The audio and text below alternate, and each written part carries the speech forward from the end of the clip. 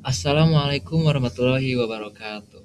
Perkenalkan, nama saya Dadi Priasto dari kelas Informatika B. MPM 11251110206.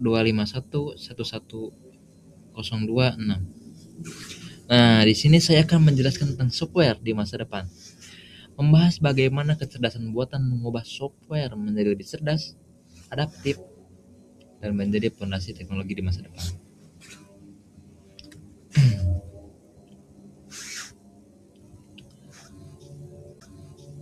Nah, definisi software. Definisi software adalah perkembangan teknologi informasi yang terdiri oleh kemajuan software, yaitu sekumpulan program dan instruksi yang memungkinkan komputer menjalankan fungsi tertentu serta menjadi penghubung antara manusia dan perangkat keras. Cara manusia memahami dan menggunakan teknologi dipengaruhi oleh paradigma. Nah, untuk paradigma mungkin di slide selanjutnya ya. Untuk sekarang menjelaskan tentang definisi dulu. Definisi lama, definisi lama software itu terbatas pada kotak layar seperti halnya HP ataupun laptop. Juga statiknya itu harus diinstal dan diupdate manual. Lalu ada juga definisi masa depan, yaitu omnipresent atau hadir di mana-mana, seperti halnya dinding, kaca, air. Nah, lalu ada juga living ecosystem, yaitu hidup berdampingan dengan user. Lalu di sini juga ada software sebagai lapisan realitas digital yang menjelaskan tentang environment as interface, yaitu dinding rumah dan kaca menjadi layar interaktif. Ada juga spatial computing, yaitu data diproyeksikan langsung ke mata via AR atau VR.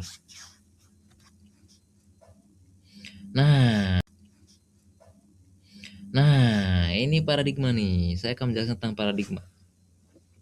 Paradigma yaitu kerangka berpikir yang membentuk cara pandang dan pengambilan keputusan. Ada juga software 1.0 atau biasa disebut dengan klasik. Metodenya yaitu explicit programming atau C++ ataupun Java. Cara kerjanya yaitu manusia menulis logika atau biasa dipakai dengan if else. Ada juga software 2.0 future. Metodenya yaitu machine learning atau biasa disebut neural networks. Cara kerjanya AI mencari pola dari data input plus output. Lalu ada juga natural legal is the new syntax. Coding yaitu coding menggunakan bahasa manusia sehari-hari. Serta ada juga voice to up generation. Cukup dengan perintah suara aja itu. Cukup dengan perintah suara, lalu misalnya contohnya yaitu membuatkan saya aplikasi stok gudang. Akan dibuatkan tuh ya.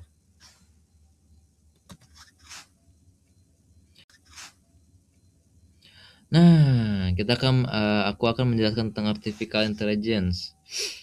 Artificial intelligence itu teknologi yang memungkinkan mesin meniru kecerdasan manusia seperti belajar, mengenali pola, dan mengambil keputusan. Terus di sini juga AI disebut sebagai mesin utama software masa depan. Karena apa? Ada 5. Yang pertama, otomatisasi tinggi, yaitu mengurangi pekerjaan manual. Yang kedua, efisiensi waktu dan biaya. Yang ketiga, kemampuan belajar terus-menerus. Yang keempat, analisis data besar, big data, secara cepat dan akurat. Yang kelima, itu meningkatkan pengalaman pengguna. Software masa depan akan bergantung pada AI untuk menjadi lebih cerdas dan responsif atau bisa cepat gitu ya. Terus di bawahnya ada autonomous agents. Software cerdas yang dapat bekerja sendiri menyelesaikan tugas kompleks atau tugas mudah. Seperti merencanakan liburan, memesan tiket, hingga melakukan pembayaran secara otomatis. Lalu di sini di bawahnya ada generative AI integration. Software yang mampu menghasilkan konten sendiri secara real time, seperti dialog NPC tanpa skrip dan pembuatan gambar otomatis. Selanjutnya cara ada evolusi cara interaksi manusia dan software. Interface software mengenai perkembangan seiring dengan kebutuhan manusia dan kemajuan teknologi. Pada awalnya interaksi dilakukan melalui text-based interface, di mana pengguna harus mengetik perintah tertentu dan menghafal sintaks. Model ini efisien secara teknis, namun sulit digunakan oleh orang awam. Interface kini berkembang menjadi lebih alami melalui gestur, suara, dan sistem intersif, menandakan interaksi manusia hingga software yang semakin manusiawi. Lalu ada juga interface software dari tampilan ke pengalaman. Interface software saat ini tidak hanya berfokus pada tampilan visual, seperti warna, tombol, ataupun layout. Interface telah berkembang menjadi pengalaman digital, yaitu bagaimana pengguna interaksi, merasakan, dan memahami sistem secara keseluruhan. Pengalaman ini mencakup 3 hal, yaitu yang pertama, kemudahan penggunaan, yang kedua, kenyamanan interaksi, dan yang ketiga, respon sistem yang alami. Oleh karena itu, desain interface modern berfokus pada kebutuhan dan perasaan manusia, seperti emosi, nah, kebiasaan, dan kondisi pengguna agar teknologi terasa lebih ramah, intuitif, dan tidak membebani. Ada selanjutnya itu adalah komputer kuantum. Nah, komputer kuantum ini adalah jenis komputer canggih yang memanfaatkan prinsip-prinsip fisika kuantum seperti superposisi dan entanglement untuk memproses data menggunakan qubit, bukan bit biasa ya. Membuatnya jauh lebih cepat dan menyelesaikan masalah kompleks atau mudah. Masalahnya menjadi mudah, yang mustahil bagi komputer klasik, seperti simulator molekuler, optimasi, dan kriptografi tingkat lanjut. Nah, komputer kuantum bekerja dengan menggunakan qubit, yaitu komputer biasa, komputer kuantum. Qubit bisa memproses banyak kemungkinan dalam waktu yang sama, atau bisa disebut dengan superposisi. Cepat lah ya. Lalu ada selanjutnya blockchain. Blockchain adalah sistem pencatatan digital terdesentralisasi yang aman, transparan, dan menjadi dasar keamanan cyber generasi terbaru. Resistensi kuantum atau kriptografi, atau dengan biasa disebut kriptografi pasca hingga kuantum, adalah pengembangan algoritma kriptografi yang dirancang untuk tetap aman dan tidak dapat dipecahkan oleh komputer kuantum. Teknologi ini merupakan perlindungan terhadap potensi ancaman di masa depan, di mana komputer kuantum yang canggih diprediksi mampu memecahkan sistem enkripsi tradisional seperti RSA atau SEC yang saat ini digunakan untuk melindungi data.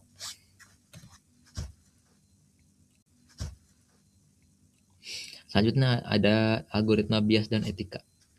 Nah, bias ini umumnya muncul bukan karena niat jahat, melainkan akibat data latih yang tidak representatif, desain algoritma yang tidak netral, serta kesalahan dalam penerapan sistem. Nah, lalu ada juga etika, prinsip moral yang digunakan sebagai pedoman agar teknologi dikembangkan dan digunakan secara adil, bertanggung jawab, dan tidak merugikan manusia. Nah, dari dua ini ada dampaknya, dampak algoritma bias dan etika, yaitu ada 3 hal. Yang pertama, bisa didiskriminasi orang berdasarkan ras, gender, ataupun status.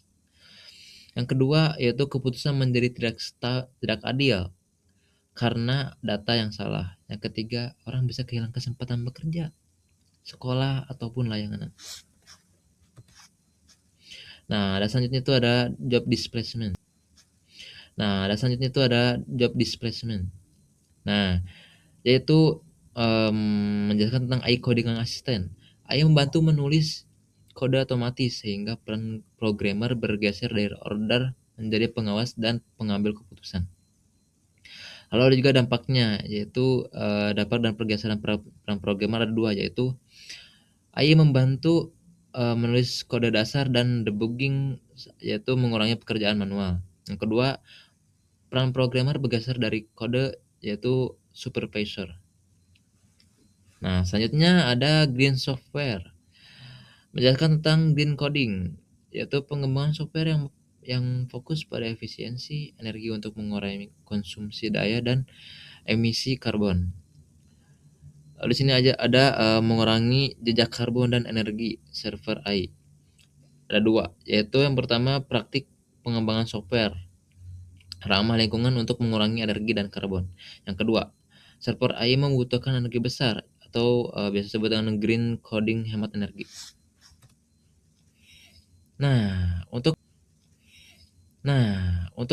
kesimpulannya yang tadi saya jelaskan, yaitu software masa depan bukan lagi sekedar aplikasi, melainkan ekosistem cerdas yang ada di mana-mana. Dibangun dengan AI, machine learning, dan neural tools. Software akan menjadi adaptif, otonom, dan normal, mampu berpikir, bertindak, dan berinteraksi secara alami melalui XR, gestur, bahkan pikiran manusia. Semua ini dimungkinkan oleh infrastruktur baru seperti cloud computing, web Web3, dan sistem keamanan berbasis AI yang mengubah cara software dibuat, dijalankan, dan dilindungi.